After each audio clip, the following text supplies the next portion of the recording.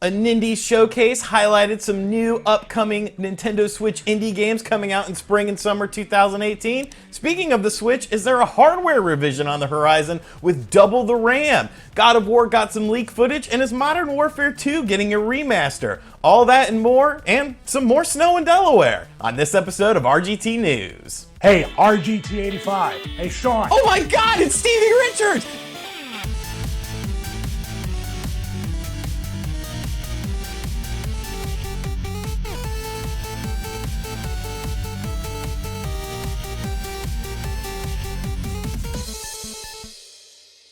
So Nintendo showcased some upcoming Nindie titles for the Nintendo Switch in a Nindie Direct presentation that we streamed over on this channel, but just in case you missed it, there honestly were three highlights for me. I really enjoyed this one game called Fantasy Strike. It's a 2D pretty stylized fighting game that reminds me a lot of a Street Fighter sort of clone, but I think it looks really good. The animation looks very impressive, and the more 2D fighters on the system, the better. We're already getting Blade Strangers, we're getting this game, we're getting the Street Fighter collection, so I'm all for these 2D fighting games. I love 2D fighting games. They are my favorite type of fighter. So Fantasy Strike, definitely a game that's on my radar. The second game I really liked was this game called The Messenger. Now this is a sort of Ninja Gaiden-esque game, and I think it looks really good. It has a really cool aesthetic where you can switch between 8-bit and 16-bit graphics depending on a situation, and I think it looks phenomenal. The chiptune music sounds really well done.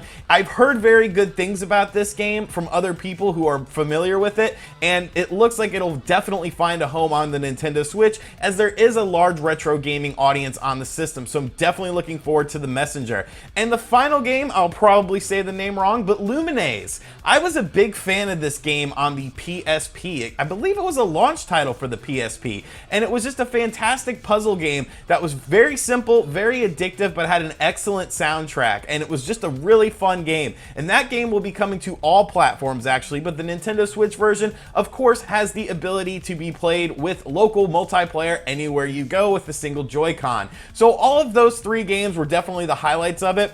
There were some lowlights though. I was surprised we haven't seen more of Morphe's Law. That was definitely a game that I was looking forward to seeing. I thought we might see a surprise or two like Firewatch possibly come to the Nintendo Switch, but there wasn't anything really super crazy in this Direct, and that was a bit of a disappointment. But these three games definitely were the highlight of it for me. Let me know in the comment section down below what games you're looking forward to on the Nintendo Switch Indie Showcase that you'll be picking up when they come out this spring or this summer. So Sea of Thieves has finally hit the Xbox One, and this is what Rare has been working on for quite a while now. A sort of open world adventure game where you play with a couple friends as a pirate and go looking for treasure and booty and all sorts of fun stuff. I did have some issues logging in at first, the first night the game was available, but I did play quite a few missions today with some friends. Spawnwave, Kimmerex from the Spawncast, and of course Dreamcast guy from the Spawncast as well, and we had a pretty good time with it. There's definitely some sort of issues that I have with the game that I'll talk about when I fully review it at the end of the week, but I think Sea of Thieves is an interesting game, if only for the fact that you could either buy this game for $60 or get it for $10 a month with Game Pass. And Game Pass is the way that I picked up the game because it wasn't a game that really looked like it was a $60 value to me. There are definitely some highlights from the game, there's definitely some lowlights, and I will cover this game more in depth later on in the week like I said, but if you have Xbox Game Pass, I definitely suggest you check out Sea of Thieves if you're just curious about the game, because you could definitely have some fun with it.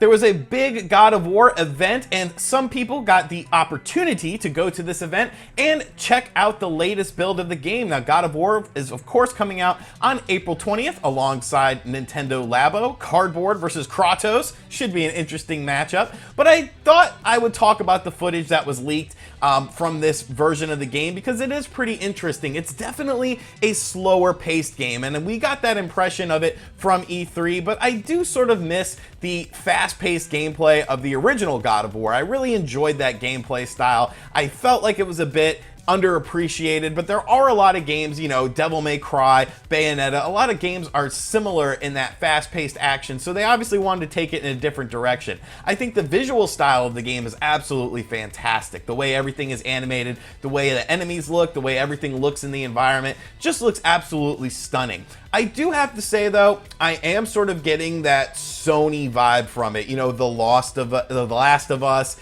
sort of vibe from it, a bit of Uncharted looking at things, and it's kind of just a thing that big Sony games are sort of becoming, especially ones from Naughty Dog. Obviously this game isn't from Naughty Dog, but it does sort of have those sort of visual clues and whatnot that I have from the game. I think God of War is going to be a great game. I'm very interested to see on how they combine the action with the story of this game. It's definitely going to be a very dark and gritty game, and I think a lot of people will enjoy it. I'm just curious to see if there are more people like me who will miss the fast-paced gameplay style, or if this new gameplay style will suit them. So let me know in the comments section down below if you like the direction that they're taking God of War in, or if you appreciated the original gameplay style of the game. The Retro Fighters N64 controller is a controller I reviewed on this channel, and I thoroughly enjoyed it. Thought it was a fantastic revision to the N64 controller, but it has been pretty tough getting your hands on one of these. They've definitely exceeded the initial demand they thought there was for the product. Well, if you missed out on the opportunity to get some, there's actually a new Kickstarter for it. And you might be saying to yourself, why would they be doing a new Kickstarter for the exact same controller? Well, these are actually translucent ones, so you can see all of the inner workings. They come in a bunch of different fun colors. They are at $20,000 of the $30,000 required to hit this funding. There's 29 days to go. So if you're trying to get your hands on that N64 controller that I reviewed on the channel, make sure you check out the card at the top of the screen to check out that review. I highly suggest you check out this Kickstarter so you can get your hands on one. Is the Nintendo Switch getting a hardware revision? Now, Nintendo themselves have said they are not interested in doing hardware revisions with the Nintendo Switch. They are more focused on adding accessories to the Nintendo Switch to increase the life cycle of it. But after the release of firmware 5.0, data miners have something else to say about that.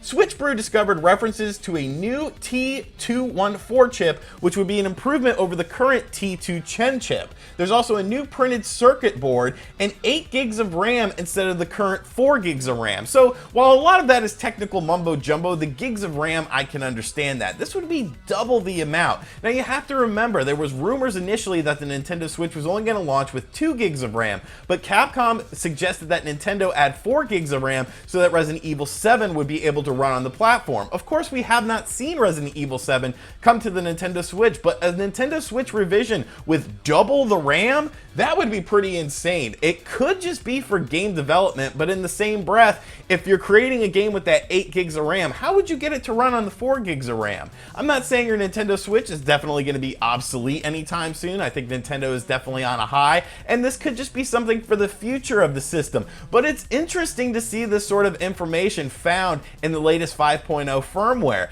Let me know what you think about it. Do you foresee them going the accessories route, or maybe a mid-cycle refresh for the Nintendo Switch? Let me know in the comments down below. Last week on RGT News, I talked about the fact that the Atari box was evidently going to be shown at GDC 2018, and it was. And they changed the name of it. Man, that's pretty much all they did. There's not a whole lot of information, but there was a few other minor announcements. If you're interested on everything going on with the Atari box, now known as the Atari VCS, I have a full video up on the channel. Make sure you hit the card at the top of the screen if you want to check that out.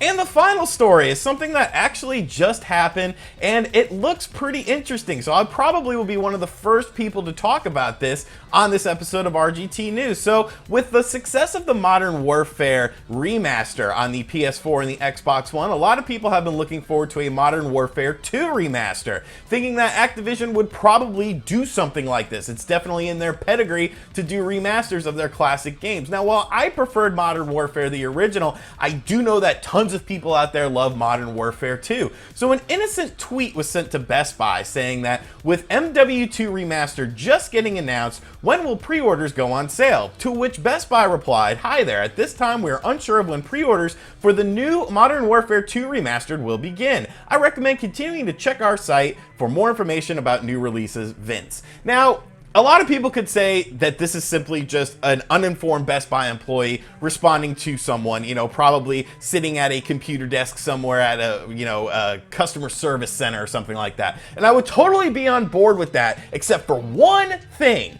In the original tweet, it says, with MW2 Remastered just getting announced. In the reply tweet, the Best Buy support person, Vince, says Modern Warfare 2 Remastered will begin. So this person evidently has to know what MW2 stands for, correct? Because if they would have just said, if, you know, we're unsure of when pre-orders for the new MW2 Remastered will go up, that would make a little bit more sense because that's all the person initially referred to it as. But the fact that they specified Modern Warfare 2 in their reply makes it very interesting. So, is this just a coincidence? Is this just a flub on Best Buy's part? This has been heavily rumored as something that could potentially be in development, and I think it could be definitely a possibility. Would you like to revisit Modern Warfare 2? Do you think this Best Buy employee is just an idiot, or there's something more to it? Let me know in the comment section down below. All right, and that is going to do it for this episode of RGT News, Wednesday, March 21st, 2018. Thank you guys for continually supporting this show.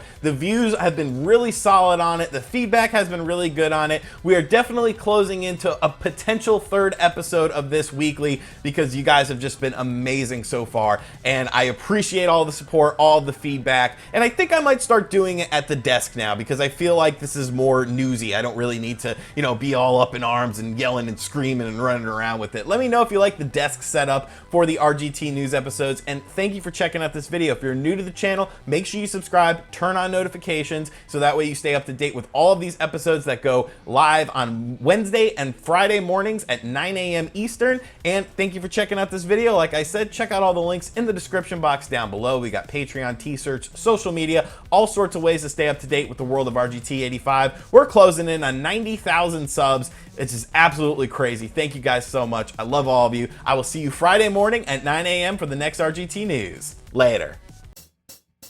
RGT 85. RGT